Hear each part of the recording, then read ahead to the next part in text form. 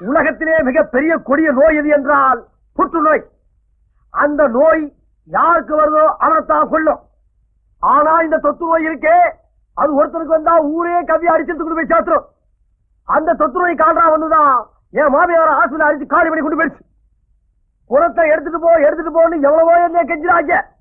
ஆனா முடியவே முடியாதான்னு சொல்லிட்டு அவங்க தெரியாம முடியாட்டேன். ஏன்? எனக்கு நீங்க முக்கியம். நீங்க தான் என் உயிர். பேசிட்டு நாய கூப்பிடுற, அதுக்கு என்ன புரியும்? நாய கூப்பிட தருமுறை எங்க மேல பாசம் வச்சிருக்கும் போது உச்சி கொட்டாம இருக்க முடியுமா? ஓ, பரிதாபப்படுறியா? நீ மனிதன். அப்புறம் எல்லாருக்கும் ஒரு முக்கியமான விஷயம் சொல்றேன், நல்லா காதை தீட்டி வச்சுக்கங்க. நம்ம ஊர்ல செத்த பணத்தை வெளியூர் பக்கம் கொண்டு போகாதீங்க. அதே மாதிரி வெளியூர்ல செத்த பணத்தை எந்த காரணத்தை கொண்டு நம்ம ஊர் பக்கம் வர விடாதீங்க. குறிப்பா ஆஸ்பத்திரியில செத்து போன பணத்தை வரவே விடாதீங்க, அனுமதிக்காதீங்க. தர்மரண்ண ஆஸ்பத்திரியில இருந்து ஒருவேளை உங்களுக்கு தெரியும் ஊருக்குள்ள ஒன்றா இருக்கு. நீங்க இல்ல, அவர் எங்கன்னு என்கிட்ட கேட்டாங்க. நான் தான் மக்களை கூட்டியே பேசிட்டு இருக்காருன்னு சொன்னேன். வேன் வந்துகிட்டு இருக்கு. கையோட இங்க கூட்டி வர்றது, அதுல போனா இருக்குது, ஏத்த மாட்டேன். எட்டப்ப நாய காட்டியா குடுக்குற? இரிய மாமியா பணத்தோட சேர்த்து ஒன்னே அனுப்புறேன்.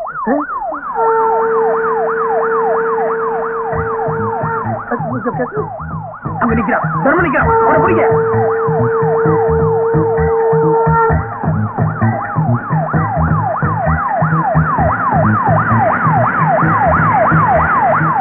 ஓடுறான், அவனை ஃபாலோ பண்ணுங்க.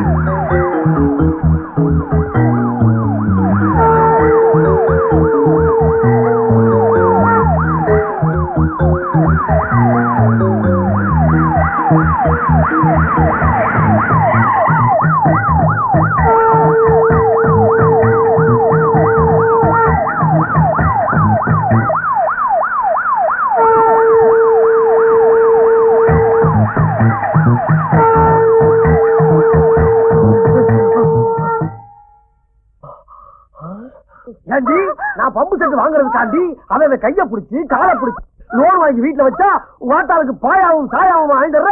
உன்னை கைய காலை வச்சு வீட்டுல போட்டா நீ பேசாம இருப்ப. எடுப்பியா? ஒற்ற காசை எடுப்பியா? எடுப்பியா? ஏண்டா கேட்கறதுக்கு ஆள் இல்லைன்னா எப்பனா என்ன வேணாலும் செஞ்சிருவியா? புருஷன் முன்னாடி சண்டை போடுறப்ப குறுக்க வந்த ஏனாமா செத்து போவீங்க. அப்படியே நான் செத்தாலும் பணமா வந்து உன்னை விரட்டு வேண்டாம். அப்படி நான் விரட்டல, என் பேர் ஹேமாவாணி இல்ல.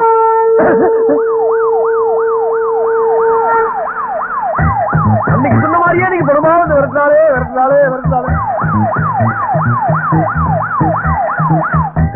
இந்த அடர்ந்த காட்டுக்குள்ள எப்படி வந்துடுவாங்க பாப்பா.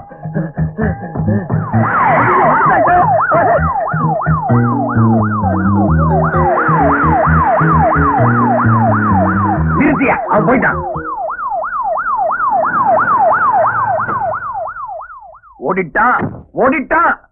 ஓடிட்டான். ஆமா, உன் புருஷன் எம்ஆர்எஃப்க்கும் டன்லப்புக்கும் போறதானா? இந்த ஓட்டம் ஓடுறான்.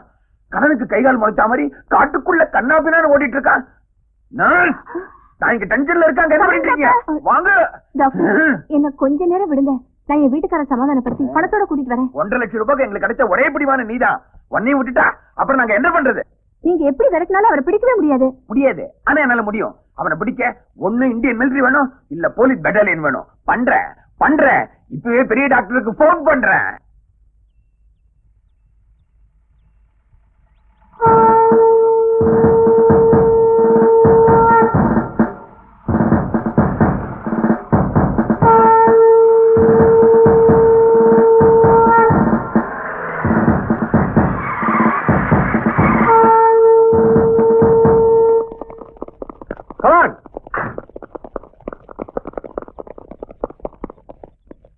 என்ன ஊர்ல இருக்க வாட்ச்மேன் ஒட்டுமொத்தமா எங்க தெரியுறாங்க? கையில துப்பாக்கி வேற வச்சிருக்காங்க. அட்டென்ஷன்! அடியா தடி போலீஸ். ஆமா, இவங்க இங்க வந்தாங்க. தர்மரை பிடிக்கும் பணியில் என் உயிர், உடல், பொருள், ஆவி அனைத்தையும் அர்ப்பணிக்க சித்தமாயிருக்கிறேன்.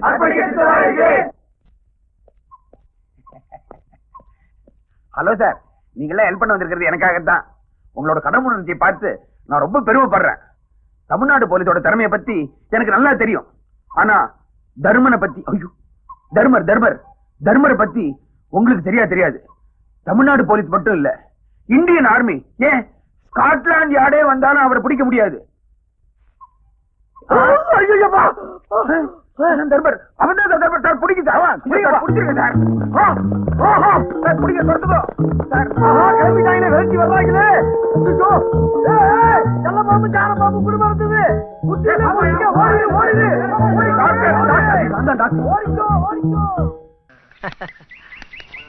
அண்ணே, பெட்டி கடையில கதையை சொல்லி ஒருத்தனை மேல அனுப்புனது நீங்க தானே?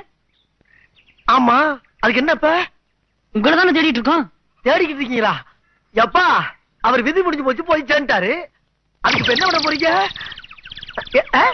அண்ணா, நீங்க கண்கண்ட தெய்வம் மாதிரி என்ன, பொட்டி கடைக்காரனுக்கு கதை சொன்ன மாதிரி எங்க தாத்தாவுக்கு கதை சொன்னீங்கன்னா அந்த கிளை மேல போய் சேர்ந்துருனே. 5000 என்னடா சொல்றீங்க? ஐயோ, வாங்க போவோம், வாங்க.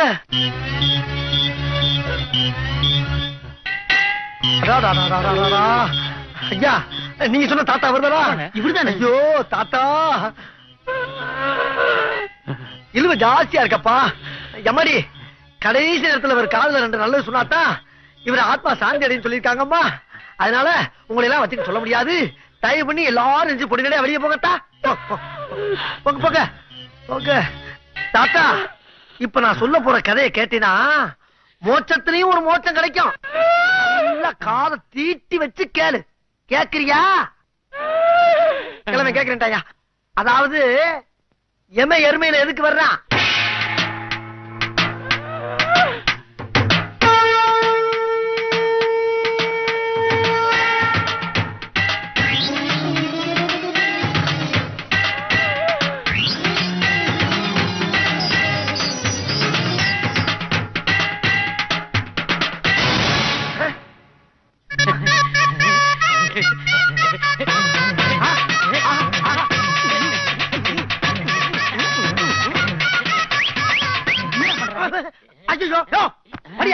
என்ன எந்திரிக்கிற நீ? மறுபடியும் எந்திரிக்கிறானே. ஏன் பெருசு ஒழிச்சிட்டேன். என்னையா? நான் பிறந்தத்திலேருந்து இப்படி ஒரு கதையை கேட்டதே இல்ல. இந்த கதையோட தெம்புல 10 வருஷத்துக்கு எனக்கு சாவே கிடையாது. எந்த வைத்தியனாலையும் சாதிக்க முடியாத ஒரு காரியத்தை இந்த கதை சாதிச்சுடுப்பா. எங்க இவ்வளவு சுத்தி நான் ஆள முடியாத போயிடுவோம்னு ரொம்ப கவலைப்பட்டேன்ப்பா, கவலைப்பட்டேன். அப்ப சாகவே மாட்டியா? இந்த 10,000 வச்சுக்க. தீர்க்காயசாயிரா, கருமை நிற கண்ணா, தீர்க்காயசாயிரு.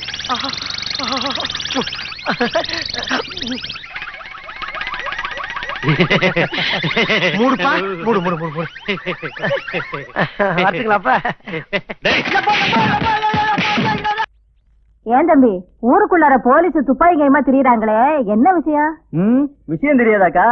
எவனுக்குமே 8 நாள் செலவு செய்யாம தர்மர்னு பேர் வச்சுட்டு தெரிஞ்சானே தர்மரு, அவங்க மாமியா வைத்திய செலவுக்கு பணம் கட்டாம பணத்தையும் வாங்காம ஓடியான்ட்டான். அடப்பாவி, ஆஸ்பத்திரிக்காரன் சும்மா விடுவானா? நேரா ஐஜி வரைக்கும் போயிட்டான். இந்த மாதிரி தேச துரோகியும் தெரு பொறுக்கியும் சும்மா விட்டு வைக்க கூடாது. என்ன பண்ணணுங்கிறப்பா? இட்லி கோப்பரையில போட்டு வேக வைக்கணுங்கிறேன். என்ன நான் சொல்றது? சரியா தான் சொன்னீங்க, சரியா தான் சொன்னீங்க. நீங்க சாப்பிடுங்க, இட்லி சாப்பிடுங்க. ஆமா, இதுக்கு முன்னால அவனை பாத்திருக்கீங்களா? பாத்திருக்கேன். உங்க அப்பா அம்மா மாறு வருஷத்துல திரியறாப்லையாம். அவன் மட்டும் என் கையில கிடைச்சான், லவக்குன்னு போலீஸ்ல புடிச்சு ஓப்படிச்சிருவேன். அவரு கிட்டத்தட்ட உங்களை மாதிரிதான் இருப்பாரு. ஆனா எப்போ வேட்டி அவுக்க மாட்டாரு. என்ன சாப்பிட்டு எந்த பக்கமா வருவீங்க? காட்டு பக்கம் தான் விறகு பொறுக்க வருவேன்.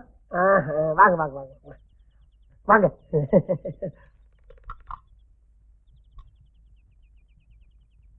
கொண்டாங்க கொண்டாங்க.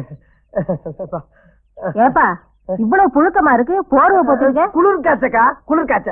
குளிர் காய்ச்சல்ங்கிற ஒரு இட இட்லி சாப்பிடுற? காய்ச்சல் வெளியே தானே, உள்ளுக்கு இல்லக்கா. பசிக்கா, பசி, அகோர பசி. சரி சரி, சாப்பிடு சாப்பிடு. நீங்க போங்க, நீங்க போங்க.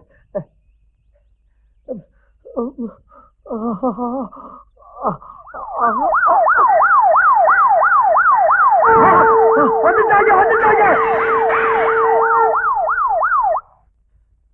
தொடல, எனக்கு இந்தியாவில் இருக்கவே பிடித்தம்லடா. பேசாம வெளிநாடு போய் தங்கிடலாம் இருக்கேன். என்ன இந்த நேரத்தில் வெட்டுறாங்க? நான் எல்லாம் கேள்விப்பட்டேன் தர்மரு. மாமியா சொத்துக்கு ஆசைப்பட்டு இப்படி இத்து போயிட்டியாப்பா? என்னப்பா பண்ண சொல்ற? மனுஷனுக்கு ஒரு சின்ன ஆசைதான். இப்ப நீ என்ன பண்ற? நேரம் நம்ம கதிர்வெல்ட்ட போய் விவரத்தை பூரா சொல்லி ஏதாச்சும் கைமாத்தாங்கி எனக்கு ஒரு பாஸ்போர்ட் எடுத்து கொடுத்துருக்க. நான் இந்த மலையில தங்கியிருப்பேன். பாஸ்போர்ட் ரெடி ஆனவன யார்ட்டாச்சும் ஒரு ஆள்கிட்ட சொல்லி அனுப்பு. நான் இப்படியே மலை பக்கமாவே ஏற்பட்டு வந்துடுறேன்.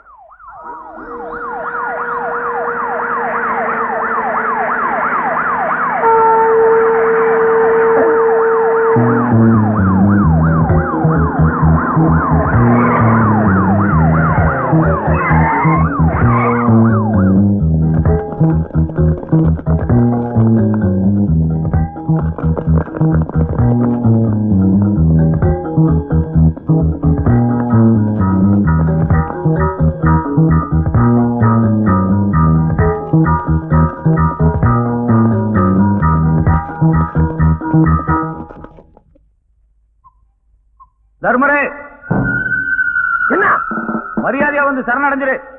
முடியாது. உன்னை தேடி தேடி இந்த ஆயுசே முடிஞ்சிடும் போல இருக்கு. முடிஞ்சா என்னையா? சொத்து பத்தெல்லாம் கொடுக்காம என் மாமியாரே போயிட்டா. நீ போல எனக்கு என்ன? சாதாரணமான பிரச்சனையே தேச பிரச்சனை ஆக்கிறாத.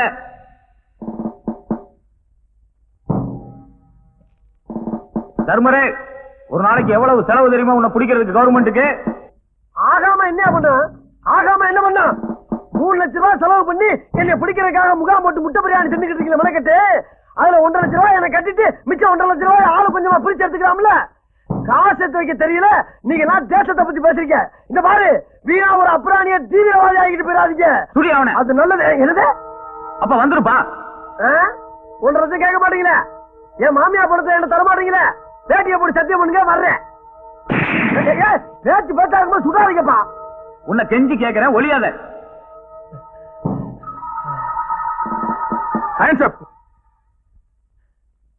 ஐயா, முதுகுக்கு பின்னால வந்து மடக்கையே. நீ ஒரு உண்மையான தமிழனா? இதையே நீ முன்னால வந்து மடக்கிந்தா உன்னை நான் போலீஸ்காரன் ஒத்துக்கிறேன். நீ பின்னால வந்து பிடிச்சனால இதை நான் கணக்குல சேர்க்கவே மாட்டேன். கணக்குல சேர்க்கறதுக்கு நீ என்ன பெரிய பைனான்ஸ் மினிஸ்டரா? மேல ஏற நாய நாயின்னு உன்னை கீழே பிடிச்சி தள்ளிட்டு நான் ஓடி போயிருவேன். ஏறாமல ஏறம்ல ஏறம்ல.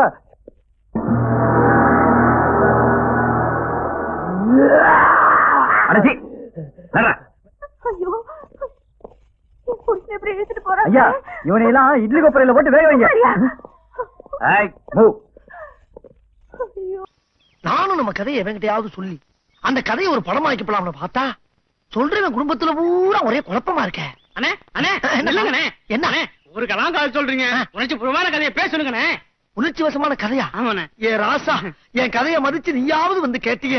உனக்கு சொல்லாம வேற யாருக்கு தான் சொல்ல போறேன். வா சொல்றேன். அதாவது ஒரு கிராமத்துல ஒரு தாய்க்கு ரெட்ட பிள்ளை பிறந்து 2 பேருமே ஆம்பளை பையன். அந்த பசங்க ஒருத்தர் பாசத்தோடையும் நேசத்தோடையும் வளர்ந்து வந்தாங்க. அந்த வளர்ச்சியை பார்த்த தாய் தப்பேன், ஆஹா நம்ம பிள்ளைகளுக்கு சீக்கிரம் ஒரு கல்யாணத்தை பண்ணி வைக்கணும்னு ஒரே ஒரு கல்யாணத்தையும் பண்ணி வச்சாங்க. கல்யாணம் முடிஞ்சவன வீட்டுக்கு வந்த 2 மருமகள் இருக்காளுங்க பத்தியா, அவளுக்கு ஒருத்திய பார்த்தா ஒருத்திக்கு பொறாம, இன்னொருத்திய பார்த்தா இவளுக்கு பொறாம, அவளை பத்தி இவ போட்டு வருது, இவளை பத்தி அவ போட்டு வருது. இப்படி ஆகி அந்த குடும்பத்துல ஒரே சண்டை. இந்த சண்டை போட்ட சங்கதி புருஷங்காரங்களுக்கு போய் சேர்ந்துருச்சு. என்ன ஆகும்? தம்பிக்காரன் கோவப்பட்டான். நேர அண்ணங்காரனை பார்த்து, ஏண்டா என்னடா பொண்டாட்டி வச்சிருக்க, அடிச்சா ஒரு அடி நெஞ்சில, ஏண்டா என் சட்டையவா பிடிக்கிறேன்னு போட்டா அவன் அடிய பார்த்து அவன் சும்மா இருப்பானா ஒரு அற, ஏண்டா என்னைய வாடா அடிச்சு மிதிச்சான், அடிச்சா குடுறா வெட்டா குடுறா அடிச்சு நிமிட்டாண்டா. கதை பேசும்போது குறுக்க பேசப்படாதா? சொல்றத கேளு. அதுக்கப்புறம் அவங்க அண்ணன் என்ன பண்ணான் தெரியுமா? ஒரு பெரிய அருவாளை எடுத்து, டேய் நேத்ரா, யாரு பாரு, டேய் வருங்காலம் என் மச்சான என்ன பண்ற? ஒண்ணும் இல்லங்க, தம்பி ஒரு உணர்ச்சிவசமான கதை கிடைச்சு அதான் உணர்ச்சிவசத்தோட சொல்லிக்கிட்டு இருக்கேன், வேற ஒண்ணும் இல்லப்பா. அடிச்சுட்டானா? கோவப்படாத. உணர்ச்சிவசமான கதையை என்கிட்ட சொல்றா. உங்கட்டியா? நாளைக்கு அவர்கிட்ட வந்து சொல்லிடுறேன். சொல்லுடா. சொல்லலனா என்ன முதல் சொல்லிடுற? அட எடியா, கையா உடைஞ்சு போச்சு, என்னதான் வச்சிருக்க எடு. டேய் அருவாளா, ஐயோ சினிச்சாமி சினிச்சாமி கொஞ்சம் நில்றா. அந்த ஆள் பாதி கதையை கட்டு பீஸ் ஆயிட்டாடா. நீ யாச்சும் மீதி கதை கேளு, இல்ல நான் செத்தே போயிருவேடா. உன் கதையமா? ஐயோ அதை காட்டணும். வர்ற ரயில்ல விழுந்து தலை கொடுத்து செத்து போறான்டா. விடுறா. டேய் பொய்யெல்லாம் சொல்லாரா, பொய்யெல்லாம் சொல்லாரா. டேய் சினிச்சாமி கொஞ்சம் கதை கேட்க ஓடுறியா? ஓடுறா ஓடு, வாழ்க்கையின் ஓரத்துக்கே ஓடுறா. ஆனா நீ எந்த ஓரத்துக்கு ஓடுனாலும் என் மீதி கதை இல்ல, என் முழு கதையும் உன்கிட்ட சொல்லாம விட மாட்டேன். ஓடிக்கிட்டே கேள்றா சீனிச்சாமி. ஒரு ஊர்ல ஒரு பெரிய மலை, அந்த மலைக்கு நடுவுல ஒரு மரம், அந்த மரத்து உச்சியில ஒரு மாங்காய், அந்த மாங்காய்க்குள்ள ஒரு தேங்காய். அட பாதகம், சொன்ன மாதிரியே செஞ்சுட்டேடா. மானஸ்தன் அன்னைக்கு மானஸ்தன் உன் கதையே ஒரு கதையாக்கி இந்த உலகம் பூரா பரப்புறா. சீனிச்சாமி, ஆத்மா சாந்தி இருக்கு, நான் ஏற்பாடு பண்றேன்.